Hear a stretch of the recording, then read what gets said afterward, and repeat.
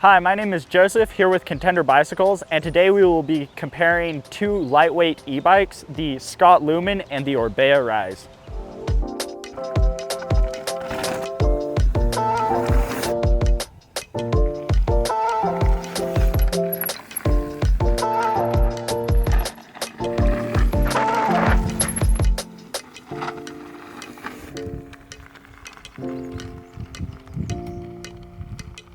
Just 5 years ago, an e-bike under 40 pounds with suspension was unheard of in the industry.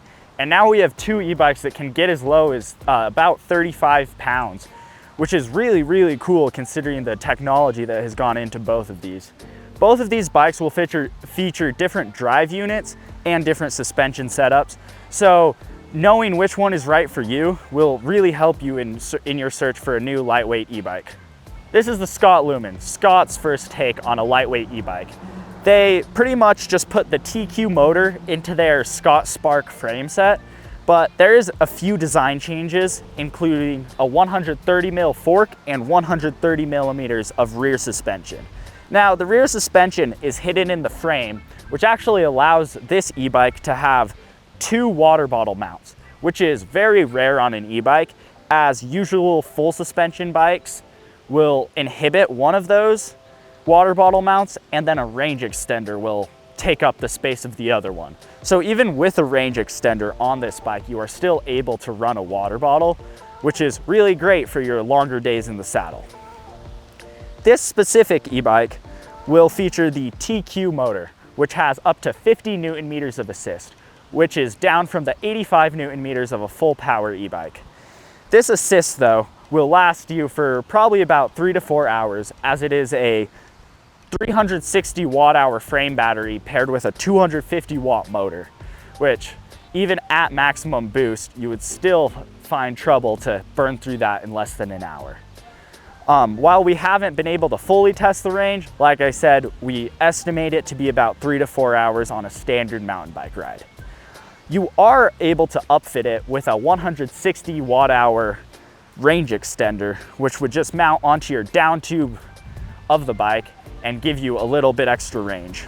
This bike does drop the bars a little bit more, so we would only recommend this bike for someone who is familiar with a cross-country positioning and likes the feeling of a cross-country positioning on their bike. With the bars being a little bit lower than on other e-bikes, it means you can rocket up the climbs, but then on the descents, you're a little bit pitched forward, causing the bike to be a little bit more squirrely and having you to focus more on riding the bike. It's not one of those e-bikes where the motor gets you to the top and then the suspension gets you down. This is a bike that wants to be ridden and ridden well, so it really wants the rider to focusing on riding the bike. If you want an e-bike that you can just cruise on and not really worry about anything in your path, would not recommend the Lumen. But if you're looking for an e-bike that is light, that will always have a little bit of assist, I would recommend the Lumen, as you can, like I said, rocket up the climbs, have fun on the descents while still preserving a race bike position and feeling on it. One thing with this TQ motor is you want to keep your cadence between 75 and 100 RPM for optimal assistance. If you're anywhere below it, the bike will bog down and the assist won't kick in. So this e-bike won't really bail you out if you get caught on a rock like some others where you can do half a crank and get that boost mode to engage. This one more requires you to keep a consistent cadence to really assist, and so if you make a bad shift, you're prone to get bogged down, but it will feel more like a normal bike.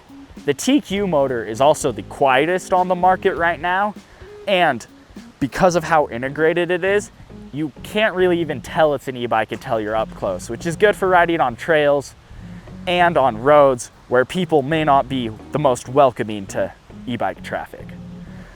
Overall, the Scott Lumen is a great lightweight e-bike with builds getting as low as 34.7 pounds. This particular one is right about 38 pounds. This is the Orbea Rise, Orbea's lightweight e-bike. This has been being made since late 2020, with it actually getting a revamp for this year. So this one comes standard with this Shimano EP801 motor, which has up to 65 Newton meters of assist, so a little bit more powerful than the TQ on the Scott Lumen. This assist will kick in instantly. This will have the surging feeling of an e-bike, allowing you to sort of bail yourself out if you ever get stuck on a climb, because just half a crank can engage that boost mood to give you enough assist. While cadence is important, you don't really have to focus on being in the right cadence zone like you would have to on the Lumen to get the assist. The assist will always be engaged. So for going over the tops of hills and for climbing when you get bogged down, it is a really great bike because it can help you through that. The Orbea Rise recently got a change to be able to house a 540 watt-hour battery in the down tube, as well as having an option for a 360 watt-hour battery. So if you're someone who really wants to get the weight as down as far as possible, we'd recommend the 360 watt-hour battery. But if you just want extra range without having to have a range extender on the frame, the 540 watt-hour battery only adds a couple pounds and will make your riding experience a little bit better, as you will have much longer on a charge. With this Orbea Rise is you can add a range extender to it, but it does inhibit the one bottle cage mount on the frame. So you would have to bring a backpack along or have some other form of water carrying because the range extender is in its place. With this e-bike, you can ride it without the motor engaged, without having to turn the motor off completely, but there will be some drag in the cranks. This frame is available in either a carbon or an alloy option, with both batteries being available for both. The alloy one always gets spec'd with the 540 watt-hour battery because Orbea wants the little bit heavier frame to have the heavier battery because it can increase the range while not inhibiting the performance as much as it would on the carbon bike. This frame is available with 140 millimeters of rear suspension and then either a 140 or 150 millimeter fork. The 150 millimeter fork is for those who want a bike that will just sort of carry them to the top and then charge down the descents, while the 140 is for someone who's looking for more of an all-around trail weapon. Orbea kits out all of their bikes with riser bars and a short stem to give it as much trail capabilities as possible.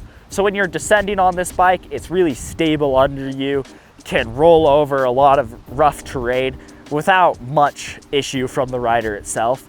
This bike is really good for those people who aren't very confident on the descents and just want a bike that'll help them out while still being really lightweight. So the Orbea Rise will be offered in many different frame configurations, either carbon or alloy, and finding the right one is really easy as they have many different options with a wide array of builds on it. Whether you want to check out the Scott Lumen or the Orbea Rise, we have both in store at Contender Bicycles. Give us a call or email us with any questions you might have. We're happy to help find the exact right one for you or answer any other questions you may have.